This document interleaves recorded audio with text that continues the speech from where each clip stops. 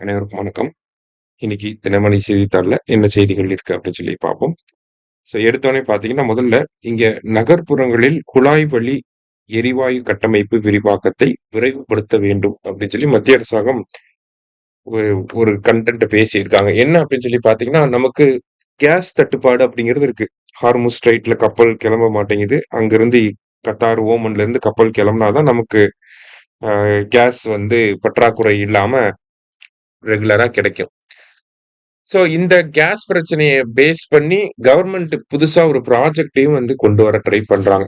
அதுதான் என்ன அப்படின்னு சொல்லி பார்த்தீங்கன்னா, பைப்டு நேச்சுரல் கேஸ் அப்படின்னு சொல்றாங்க. பைப்டு நேச்சுரல் கேஸ் நீங்க வெளிநாடுகள்ல எல்லாம் பார்த்தீங்கன்னா, இப்ப அமெரிக்கன் பேஸ்டு மூவிஸ் அண்ட் சீரிஸ்லாம் பார்க்குறப்ப, அவங்க வீட்ல எல்லாம் பார்த்தீங்கன்னா, சிலிண்டர்லாம் இருக்காது. அவங்களுக்கு கேஸ் எப்படி வரும் அப்படின்னா, பைப்டு கேஸா தான் வரும். பைப்ல இருந்து வரும். ஆ எவ்வளோ கேஸ் வேணாலும் யூஸ் பண்ணிக்கலாம். அதுக்கு எப்படி கரண்ட் யூஸ் பண்ணா அதுக்கு கரண்ட் மீட்டர் இருக்கு இல்லையா? அதே மாரி கேஸ் யூஸ் பண்ணா கேஸ் மீட்டர் அப்படிங்கிறது இருக்கும்.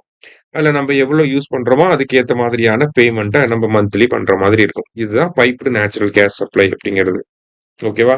எதுக்காக அப்படின்னு சொல்லி பார்த்தீங்கன்னா, இப்போ ஒரு சில வீட்லலாம் ஒரு சிலிண்டர் வாங்கி வச்சாங்கன்னா 3 மாசம், 4 மாசத்துக்கு அது அப்படியே தான் இருக்கும். ஏன்னா, அவங்க சிங்கிள் பெர்சனா இருப்பாங்க. சிங்கிள் விமனா, சிங்கிள் மேலா இருப்பாங்க. பெரிய அளவுல தேவைப்படாது.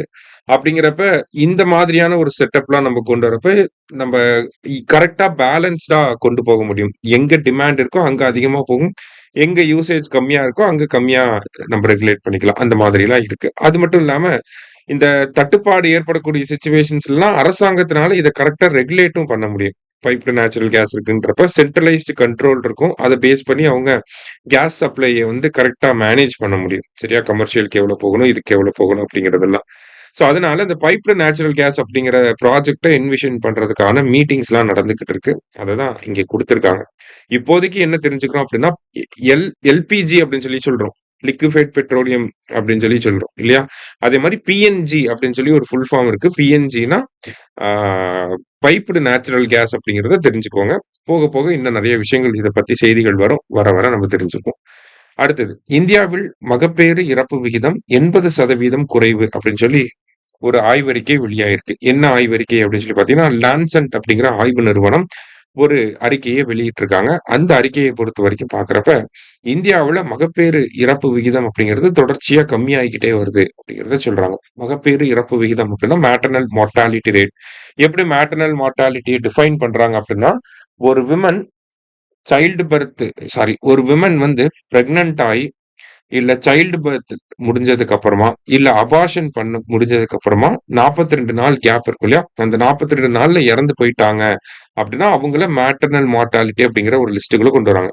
பிரெக்னன்ட் ஆயி 42 நாள், இல்ல குழந்தை பிறந்து 42 நாள், இல்ல அபார்ஷன் பண்ணி 42 நாளுக்குள்ள இறந்து போயிட்டாங்க அப்படின்னா, அவங்கள அந்த மேட்டர்னல் மார்ட்டாலிட்டி அப்படிங்கிற டெஃபினிஷன்க்குள்ள கொண்டு வருவாங்க.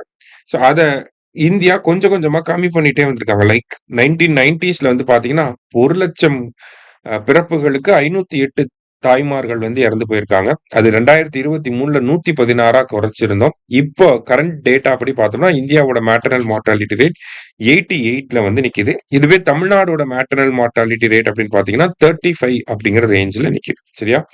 அந்த ஒரு விஷயத்த தான் இங்க குடுத்துருக்காங்க. டேட்டாஸ மட்டும் தெரிஞ்சுக்கோங்க. இன்னைக்கு முக்கியமான செய்திகள பார்த்துருக்கோம். நன்றி.